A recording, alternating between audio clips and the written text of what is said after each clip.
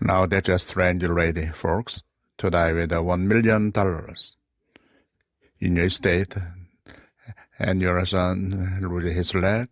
That really don't understand how to use resources. Now, the book of Ephesians is written to Christians like that. You say, well, what do you mean?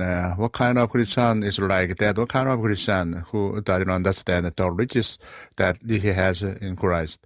The kind of Christian who wanders through life with a case of spiritual malnutrition, who doesn't know where the feast is.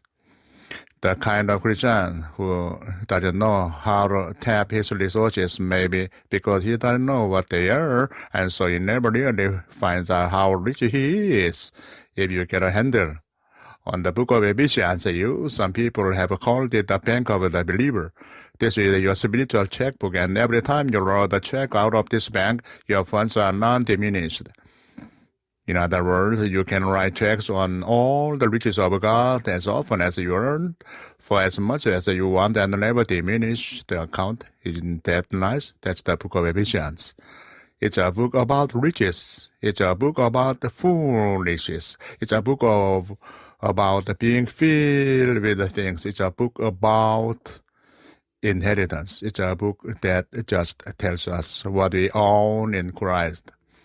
Some have called it the treasure house of the Bible. During the Depression, I read sometime where banks were only allowing people in some cases to withdraw 10% of what they had in the bank at one time. But God's bank doesn't work like that. You can draw out all you want all the time and never diminish your account.